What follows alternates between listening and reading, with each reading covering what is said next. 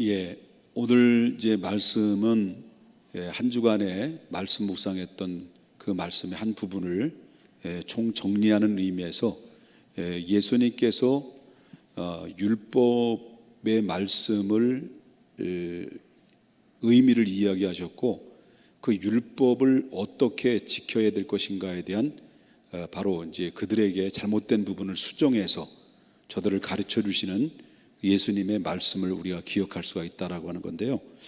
이 시대는 사람들은 이 얘기를 PR 시대라고 얘기합니다. PR 시대를 해석하면 뭘까요? 피할 것은 피하고 알릴 것은 알리자라고 이렇게 사람들은 그렇게 얘기를 해요. 그 PR 시대라고 얘기해서 선거철을 맞이해서 사람들은 자기를 알리기 위해서 몸부림을 치죠. 나는 어디에서 태어났고 어디 출신이고 나는 어떤 어떤 마음으로 이 나라를 이끌어 갈 거라는 것에 대해서 자기를 상세하게 알리고 홍보를 합니다. 그래서 많은 사람들로부터 호응을 받고 많은 사람들로부터 인정받아서 자기의 목적을 달성하기 위해서 할 수 있는 PR은 전부 다 자랑하고 자기를 알리는 그런 일들을 우리가 하는 것을 우리가 보게 되는 거죠. 성경에 나오는 말씀들을 보게 되면 여러분이 알다시피 자랑의 극치라고 한다면 누구도 따라갈 수 없는 민족이 있죠. 자랑 그러면 누구도 따라갈 수 없는 민족이 누굴까요? 바로 유대 민족이죠. 유대 민족이 항상 그 마음속에 늘 자랑스럽게 여기는 것이 보편적으로 세 가지가 있었어요. 하나는 바로 뭐냐면 우리는 아브라함의 혈통을 타고 한 아브라함의 후손이다. 그리고 또 두 번째는 우리는 할례 받은 민족이다. 세 번째는 다른 나라가 갖지 아니하는 하나님께로부터 직접적으로 율법을 가진 나라다. 그러니까 혈통과 그다음에 할례와 율법을 너무너무 자랑스럽게 여겼던 사람들이 누구냐면 유대인들입니다. 유대인들은 따라갈 수 없는 거예요, 그 자랑을. 그렇기 때문에 이 아브라함의 혈통, 그다음에 할례, 율법 이거는 전부 다 요 세 가지를 소유하게 되면 저들은 무엇을 얻었다라고 생각하냐면 바로 구원을 얻었다고 생각해요. 그래서 얼마든지 우리는 구원받은 민족이다라고 생각하면서 상당히 프라이버시가 대단히 하늘을 찔렀어요. 그 대신 바로 뭐냐면 아브라함의 후손이 아닌 또 할례 받지 못한 무할례자들, 그다음에 율법을 받지 못했던 이방인들은 어떻게 취급을 하냐면 개로 취급해. 개, 짐승반도 못한 개 같은 민족들로 취급했다는 거죠. 너희들은 개 같은 민족이고 우리는 하나님께로부터 특별한 사람들, 특별한 존재들이라고 그렇게 자랑을 했던 사람들이 누구냐면 유대인들이었다는 거죠. 그 율법을 주신 이유가 뭘까요? 하나님이 율법을 그들에게 주셨단 말이에요. 지난주에 율법에 대해서 여러분 말씀드렸습니다만은 율법을 주신 이유가 뭘까요? 율법은 인간이 하나님 앞에 얼마나 죄를 졌는가에 대한 죄에 대해서 인간의 머리끝부터 발끝까지 홀라당 벗기는 거예요. 율법이에요. 인간이 하나님을 떠난 인간이 이와 같은 모습들이라는 것을 바로 홀딱 벗겨놓고, 그래서 너희가 구원받을 수 있는, 다시 말한다면 이 죄에서 구원받을 수 있는 길이 뭘까라고 할 때 율법은 죄를 대해서 소개를 하고 있다면 여기서 벗어날 수 있는 유일한 길은 뭘까 할 때 그들은 구약의 제도가 어떤 제도입니까?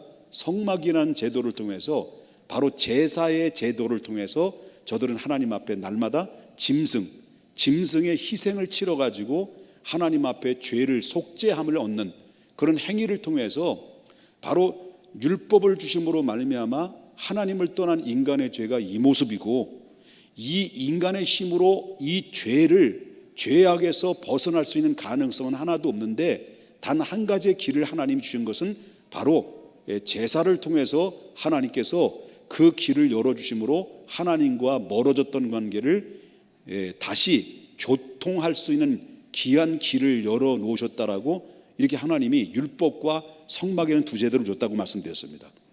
그러므로 말미암아 율법을 주신 것은 바로 뭐냐면 죄를 알려주고 죄의 요구를 바로 성막을 통해서 완성하는데 그게 장차 훗날에 예수 그리스도를 통해서 율법의 요구를 예수님의 십자가를 통해서 완성하실 거다라고 하는 것을 모형과 그림자로 성막이라는 제도를 통해서 바로 이스라엘 백성들에게 보여준 것이죠.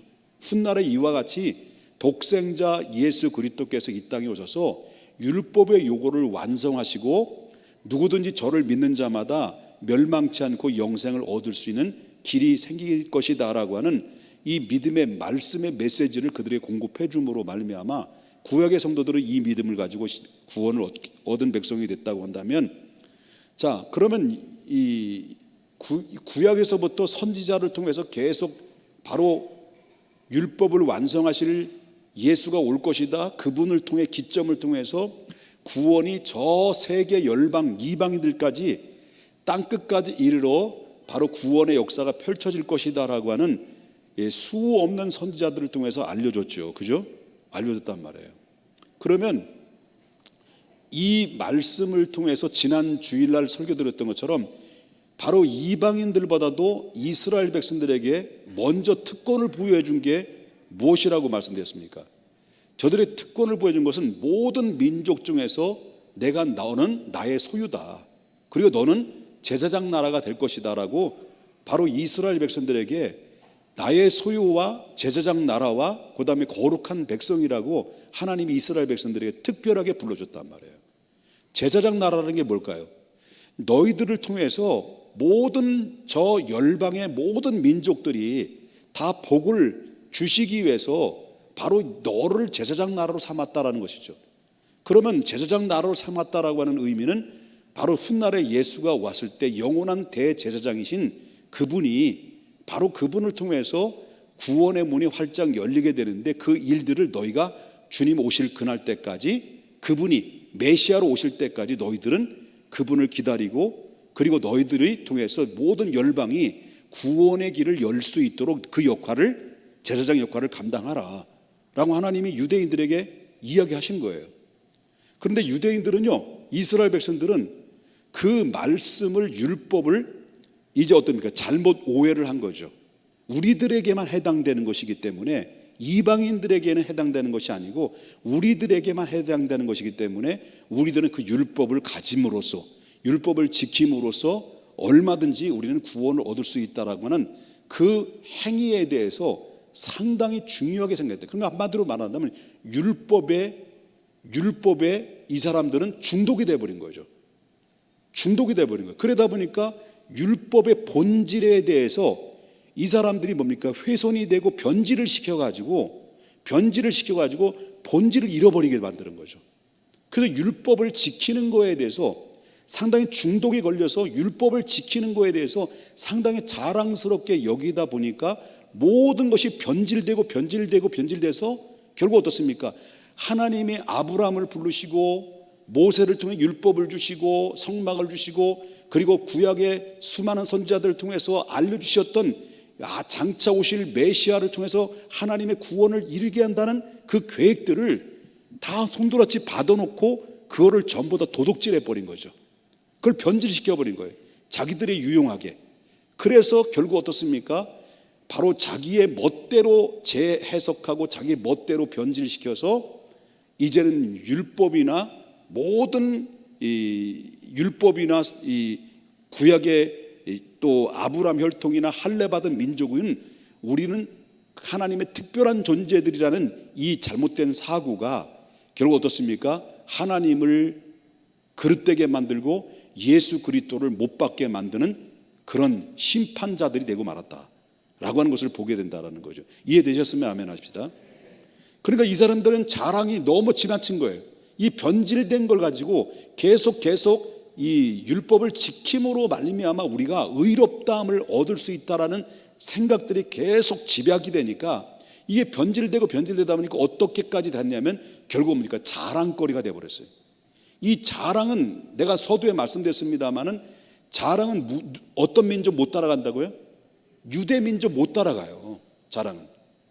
그리고 이 자랑에 대해서 그렇게 자랑스럽게 여기는 이런 유대인들이 그때 예수님이 오셨는데도 불구하고 그 버릇을 고치지 못하는 가운데 있을 때 그 중에 가장 거기에 율법에 대한 잘못 이해를 하고 있고 율법에 대한 오해를 하고 있었던 그 사람들이 누구냐면 종교 지도자들이었다는 거죠. 그때 당시 서기관들과 바리새인들과 제사장들, 이들이 그렇게 자랑스럽게 여기지만 이들이 결국 어떻습니까? 그 변질시킴으로 말미암아 결국 제사장의 임무를 감당하지 못하는 가운데 결국 이제 그러니까 종교적인 행위만 남고 형식만 남고 본질은 다 사라져버리는. 그래서 예수님께서 마태복음 6장 5장부터 쭉 나오는 말씀 보면 6장의 본질적으로 계속 말씀합니다만은 예수님께서 그들의 잘못이 무엇인가를 하나씩 바로 홀딱홀딱 벗겨가지고 너희들의 실체가 바로 이런 것이다라고 이야기하면서, 그러면서 지난 한 주간 동안 여러분 들어서 알겠습니다, 묵상해서 알겠습니다만은 너희들이 구제하는 구제를 봐라. 구제하는 이 구제와 그 다음에 예수님이 또 뭐라고 말하냐면 기도와 그 다음에 금식. 이들은, 유대인들은 가장 자랑스럽게 여기고 보람을 느끼는 것이 바로 뭐냐면 구제와 기도와 그 다음에 금식이었습니다. 그들의 종교 행위가 바로 그거예요. 이게 자기 의라고 생각했다는 거예요. 그래서 많은 구제를 하게 되면 우리는 자동적으로 의로운 사람들이라고 자랑스럽게 여겼던 사람들이기 때문에, 그래서 이들은 어느 정도냐면 이 바리새인 같은 사람들은요, 동전 여기 주머니에다 구멍을 뚫어놓고 동전을 하나씩 흘려요. 흘리면 가난한 사람들이 동전에 떨어진 것을 주워가지고 이렇게 소유하잖아요. 그러면 정말 당신은 의로운 사람입니다, 당신은 정말 하나님의 위대한 사람입니다라고 칭찬을 듣거든요. 그러니까 이 구제를 하는 부분이 이 유대인 종교 지도자들은 뭘로 여겼냐면 구제를 자랑스럽게 여기는데, 근데 누구에게 자랑하려고 그런 행동을 하느냐 할 때 예수님이 지적하는 것은 바로 뭐냐면 너희가 사람에게 보이려고 하는 것을 주의하라. 사람에게 보이려고, 사람에게 자랑하려고 구제하는 것을 주의하라. 너희가 사람에게 보이기 위해서, 사람에게 자랑하기 위해서, 사람 앞에 인정받기 위해서 구제하는 것은 이미 사람들로부터 상을 받았지 하나님께로부터는 상을 받을 수가 없다라는 것을 얘기합니다. 그러므로 말미암아 구제할 때는 어떻게 하는 거예요? 특징적인 게 뭡니까? 구제할 때는 은밀한 중에 구제하라.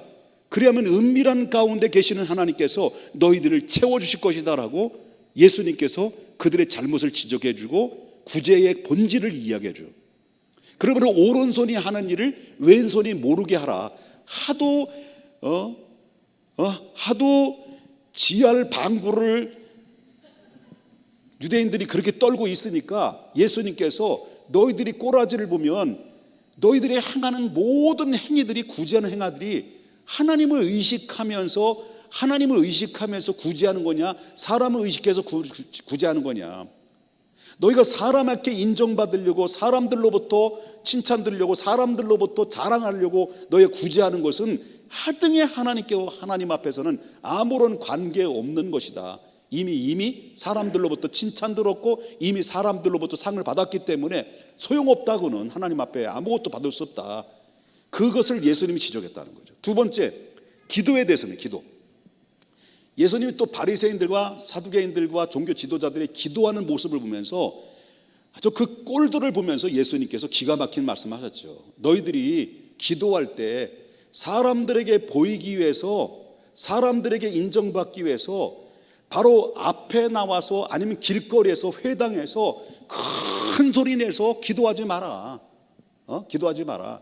너희들이 만약에 그렇게 기도했다고 한다면 이미 사람들로부터 상을 다 받은 것인데 하나님께로부터는 받은 게 아니다. 너희 기도할 때는 골방에 들어가서 은밀한 중에 하나님 앞에 기도하라. 그러면 은밀한 중에 계시는 하나님께서 너의 기도를 응답하실 것이다라고 하는 그 잘못된 외식하는 그 형식주의에 빠져들어 있는 그 기도를 뜯어고치는, 예수님의 말씀을 통해서 뜯어고치는 모습을 보게 된다는 거죠. 여기서 보게 되는 거죠. 그러니까 가장 이 교회 안에서 위험한 존재가 어떤 존재냐 할 때 했더니라고 하는 사람 주의해야 됩니다. 했더니라고 하는 사람을 주의해야 되고요. 눈 감았더니라고 하는 사람 조심해야 돼요. 해주셨다라고 하는 이 사람들 조심해요. 이 언어를 했더니, 감았더니, 해주셨다. 요 세 사람들의, 아니, 세 이야기를 하는 사람들의 공통점이 뭐냐? 신비주의에 가까운 사람들입니다. 내가 기도했더니, 이렇게 내가 너를 위해서 기도했더니 바로 너는 이것이 잘못이야, 너는 이것이 이렇게 해야 돼 라고 지적하는 거. 내가 기도했더니. 그럼 기도했으면 얼마나 기도를 많이 했을까요? 예? 여러분, 기도했으면 얼마나 많이 기도했을까요? 내가 기도했더니 이렇게 이야기하는, 자꾸 이야기하는 걸 뭡니까? 내가 너보다 신령하다, 그 자랑. 내가 신령한 사람이다. 내가 기도했더니 이렇게 주장하고 있는 사람들의 보편적인 그런 생각들이 바로 뭐냐면, 물론 뭐 겸손할 수도 있겠지만 그러나 내가 너보다 신령하다. 그거예요. 그럴 때마다 그렇게 이야기하는 사람들을 향해서 이렇게 기도해야 돼. 나사렛 예수의 이름으로 명하노니 그 입 다물라 라고 속으로만 기도하시라는 거예요. 그랬더니 눈 감았더니라는 사람 또 등장이 돼. 내가 기도했더니라고 하는 사람도 있지만 감았더니라는 사람 등장이 된단 말이에요. 감았더니 뭐가 보인다는 거예요? 예? 감았더니 하얀 소복을 입고 머리가 검은 머리를 길쭉하게 늘어뜨리고 곱슬 머리에다가 눈에는 빛이 들어있고 그러면서 눈 감았더니 이런 환상을 보고 이렇게 했다는 거예요. 물론 그렇게 볼 수 있어요. 그리고 또한 주의 음성이 들렸다는 거예요. 사랑하는 나의 아들아, 내가 너를 얼마나 사랑하는 줄 아느냐? 내가 너를 세계 열방에 뛰어난 민족이 되게 하리라 라고 막 눈만 감으면 막 사자가 막 등장이 되고 막 소복 입은 예수님이 나타나가지고 나한테 이런 말씀하셨다. 중독이에요, 중독. 또 한 가지는 해주셨다. 예를 들어서 우리 모든 성도와 성도의 관계 속에서 관계를 통해서 누군가 나에게 도와줬어요. 누군가 나에게 어려운 그런 가운데 있을 때 결정적으로 나에게 도움을 줬어요. 도움을 주었으면 누가 도움을 준 거예요? 하나님이 주신 거예요? 실질적으로 따져보면 이 현실적으로 보자는 거예요. 누가 도와준 거예요? 사람이 도와준 거예요? 하나님이 도와준 거예요? 예? 잘 얘기해야 됩니다. 여기서 누군가 내가 가장 어렵고 힘들었을 때 누군가 나에게 도움을 주었어요. 그럼 사람이 도와준 거예요? 하나님이 도와준 거예요? 예? 야리까리 하죠? 하나님이 사람을 통해서 도와줬지. 이렇게 얘기하는 다 정답이죠. 빙고. 빙고지요? 하나님이 사람을 통해서 도와줬단 말이에요. 하나님은 반드시 사람을 통해서 역사하시거든.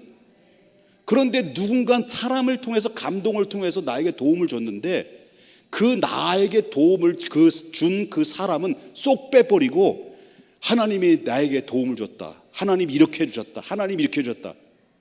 나에게는 아무것도 노력도 하지 않고 하나님이 내게 이렇게 베풀어 주셨다. 많은 것을 주셨다라고 하는 이 신비적인 생각을 버려야 된다는 거죠. 나에게 도움을 준 사람에게 감사해야지. 그렇잖아요? 나를 위해서 기도해 준 사람에게 감사해야죠. 나는 아무것도 안 돼. 하나님이 그냥 누군가 줬는데 하나님이 다 해주셨다는 거예요. 이것처럼 오만방자하고 은혜를 모르는 사람, 나사렛 예수의 이름으로 명하노니 그 입 다물라. 속으로 기도해야 돼요. 조심해야 됩니다. 그렇기 때문에 내가 무엇을 눈을 감았더니 보았다, 볼 수 있어요. 내가 기도했더니 막 좋다 이거예요. 하나님, 나는 아무것도 안 했는데 하나님이 나에게 다 해주셨다는 거예요. 아무것도 안 하면서 다 해줬다는 것은 무슨 심보라고? 그걸 무슨 심보라고 그래요? 떠듬시 부르지요. 그러니까 하나님은 반드시 사람을 통해서 역사하시는데, 사람을 통해서 나에게 다가올 때 도움을 준 사람이든지 기도해 준 사람에 대해서 고맙습니다, 감사합니다, 하나님의 당신의 마음을 움직여서 나에게 이렇게 보내주신 것은 먼저 하나님께 감사하고 당신에 감사하다라고 표현을 해야지. 싹 빼버리고 하나님이 다 해줬다? 이건 신비적인 거예요. 교만한 거예요. 그렇기 때문에 기도했더니, 눈 감았더니 하나님이 다 해주셨다. 특징이 뭐냐? 신비적이에요. 또 한 가지, 기도했더니라고 하는 것은 내가 당신보다 더 신령하다, 당신보다 기도를 더 많이 하다, 내 당신보다 영적인 세계가 더 깊다라고 자랑하고 싶어하는 의중이 더 크다는 거예요. 물론 기도했다 할지라도, 내가 봤다 할지라도, 저는 여태까지 제가 기도했더니라는 말을 별로 안 썼어요. 내가 이런 기도를 했어요. 내가 기도했더니 이 김옥범 목사에게 하나님이 너 이놈 그랬다고 하면 그렇다면 나는 굉장히 잘한 거지. 자기 자신에 대한 소리를 들어야 되는데, 내가 기도했더니 너 회개하라고 그랬다라고. 에? 이렇게 되는 것은 상당히 문제성이 있을 수 있다. 뭐냐? 그만큼 내가 신령하다, 자랑스럽게 여기는 이 마음의 교만한 마음들을 철저히 배격해야 된다. 아멘입니까? 배격해야 된다. 예수님이 그걸 얘기하고 있는 거예요.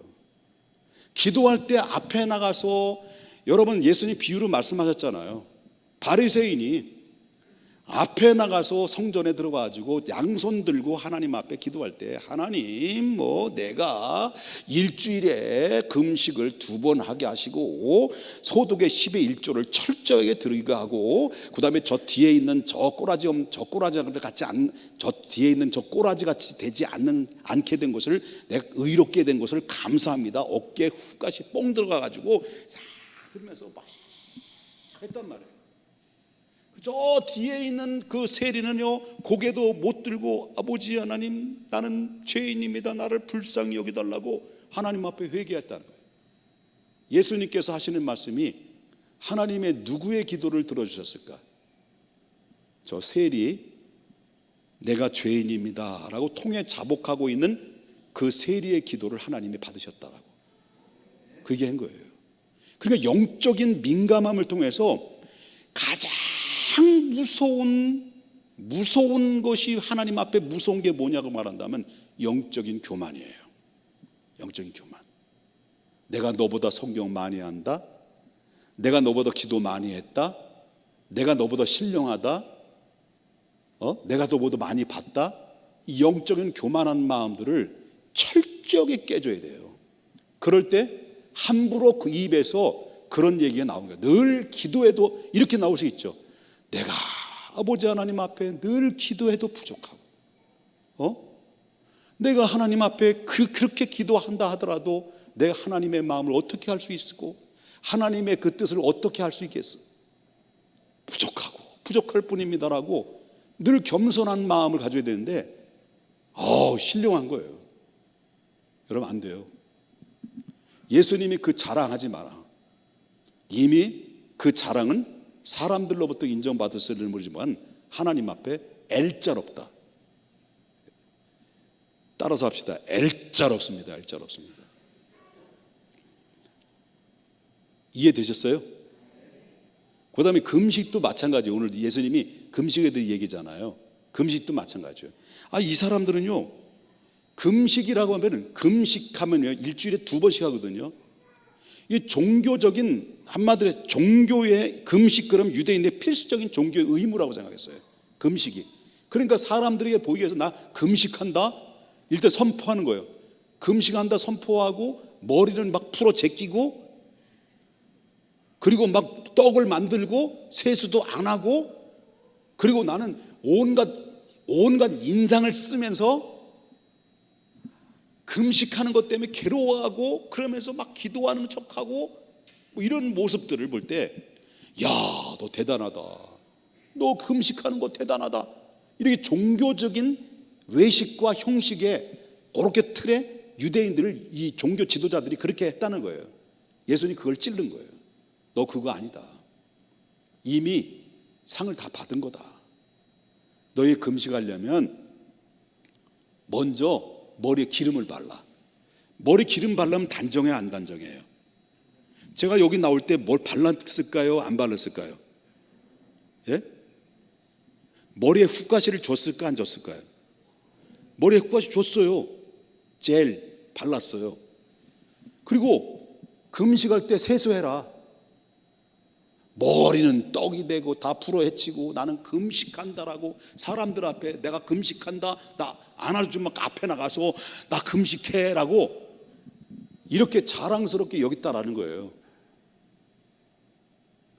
아니다. 이미 상 다 받았다. 너희들 끝났어.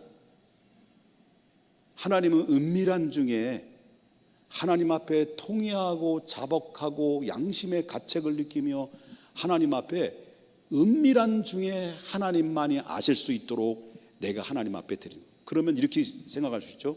조용히 기도해, 조용히 헌신해, 이렇게 할 수 있잖아요. 근데 그럼 여러분 이 말씀을 들으면 이제 금요 기도에 우리 다 같이 통성으로 기도하십니다 할 때 이 말씀을 그대로 한다면 은밀하게 기도하라며. 그러면 속으로 침묵 다 입 다 닫고 속 입으로 그냥 이렇게 하라는 거냐? 아니요. 오해하지 마셔. 우리가 같이 모여서 함께 기도하는 것은 마음을 다하고 뜻을 다해서 합심하여, 이 다니엘서 보면 주여 주여 3번이나 나와요. 다니엘서 보면 합심해서 하나님 앞에 기도해야 돼. 너는 내게 부르짖으라고 뭐예요? 우리가 커다란 목적 의식 속에 한 마음이 되어 한 뜻이 되어서 하나님 앞에 부르짖고 기도하는 것은 그 기도지만 1대1로 하나님과의 관계 속에서 기도할 때는 바로 뭐예요? 은밀한 중에 기도해라. 이걸 얘기하는 것이지 오늘 이후에 기도하라니까 다 침묵 지키고 묵상하고 들어가면 안 된다는 얘기죠. 자, 3가지 특징을 얘기했어요. 이 유대인들이 그렇게 자랑스럽게 여기는 구제, 그 다음에 기도, 그 다음에 금식, 요거를 굉장히 사람들은 자랑스럽게 했어요.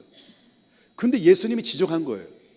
그 너희들이 그렇게 자랑스럽게 여기고 그렇게 행동하는 행위가 사람에게 인정받으려고 하는 거냐, 하나님께 인정받으려고 하는 거냐, 그 지적을 한 거예요. 그렇지 않으면 너희들이 이미 상을 받지 못한 것이다. 그러면서 예수님이 다음에 나오는 말씀 묵상책을 보면 뭐라고 나옵니까? 너희는 먼저 그의 나라와 그의 의를 구하라. 아멘입니까? 그거예요. 그러므로 말미암아 우리가 이 말씀을 통해서 생각할 수 있는 것은, 그러면 이제 결론적인 얘기입니다만은, 그러면 우리가 사람을 의식하지 말라고 하는데, 사람 앞에 인정받으려고 하지 말라고 그러는데, 하나님이 인정해주고 하나님이 나를 알아주시면은 그것으로 만족하라고 그러잖아요. 그죠? 그래서 그 나라와 먼저 그 나라와 그 일을 구하라고 그러잖아요. 그렇게 해야 되거든요. 그런데 우리가 사람 앞에 인정받으려고 구제하고 사람 앞에 인정받으려고 기도하고 헌신하고 그리고 금식하는 거, 이거는 하나님이 기뻐하지 않지만, 그러나 내가 하나님을 의식하고 하나님만이 알아주면 된다라는 믿음을 가지고 사람들이 보든 안 믿든 가되 우리가 은밀한 중에 하나님 앞에 구제하고 헌신하고 기도하고 그리고 또한 하나님 앞에 금식할 때 하나님이 아신다는 거예요? 모르신다는 거예요? 하나님 다 알고 있다는 거예요. 그러면 알고 있는데 굳이 우리가 자랑하지 않으려고 해도, 하나님이 내가 스스로 높여지려고 하고 내가 스스로 인정받으려고 하지 않아도 누가 인정해 준다는 거예요? 누가 세워준다는 거예요? 하나님이 세워주는 거예요. 내가 다른 사람들로부터 내가 권위가 세워지는 것은 내가 스스로 세워지는 것이 아니라 그건 교만으로 올라가는 거고 하나님이 세워주는 것입니다. 하나님.